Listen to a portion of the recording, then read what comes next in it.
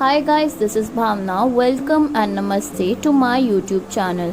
In the previous video, I told you about the basic techniques of sketching, the material required and some sort of techniques. In this video, I will be discussing about the different shapes and shading techniques. To begin with, you should know that you need to hold your pencil very low to make a sketch. You should be aware of the major shapes associated.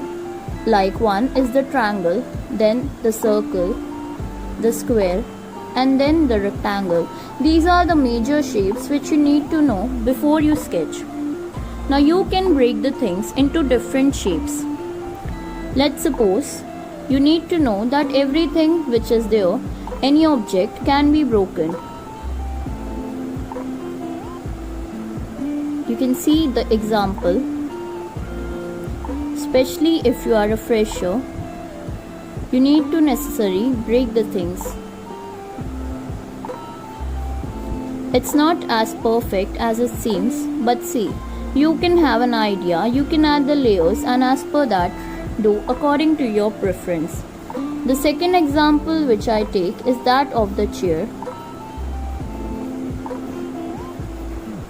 You see here,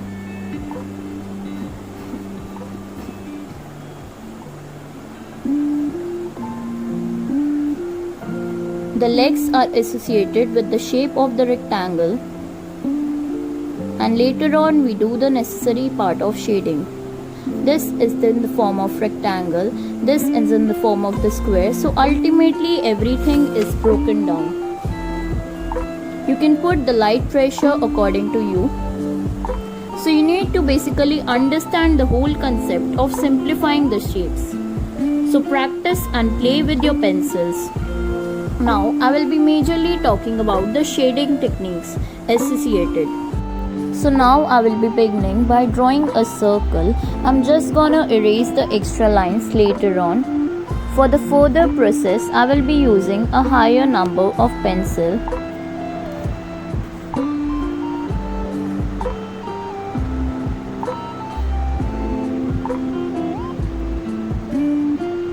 We suppose that the light is coming from here. This area is usually be the bright side. We can shade from the downward. We can begin with the light and then do it darker later on. Also, we should know the amount of pressure we need to put during the shading. You can also use your finger to blend it. Some people also use the tissue. You can see the shadow is not usually the dark, shadow is usually a lighter process. So this is the one way to do it.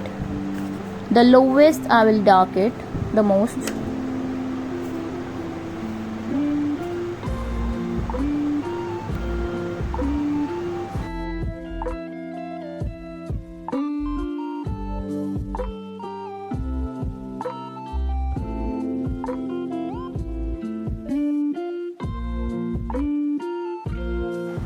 This was basically one way.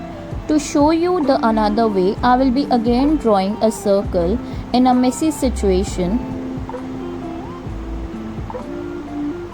Suppose the light is coming from the downward over here, so we will be shading the upward portion. We will begin with the light shading and later on move towards the dark shading afterwards.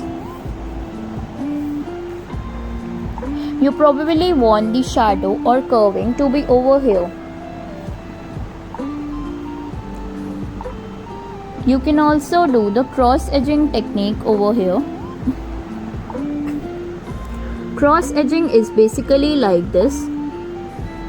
The more space you give, the lighter it is, and the less space you give, it signifies dark. So if you want the dark, you need to give less space.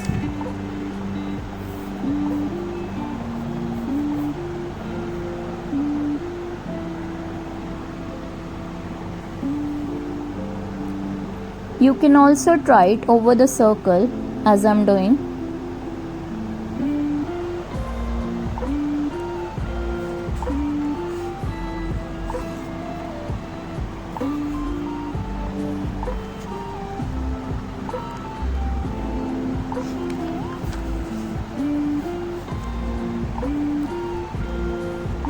Another way is that of a scribble, which people also do it.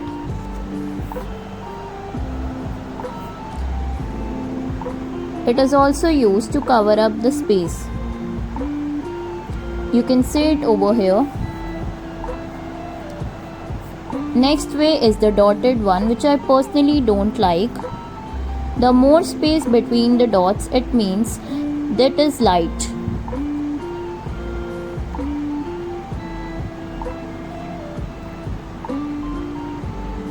So basically these are all the techniques through which you can do the shading, and you can choose your preferable technique according to you. So this is all for today. Here in this video basically we learned about the different shapes into which the objects can be divided. Apart from that, the various shading techniques. The most important thing which we need to consider is that we should have the courage to be disliked. So here I leave after. Thank you for today. Have a good day.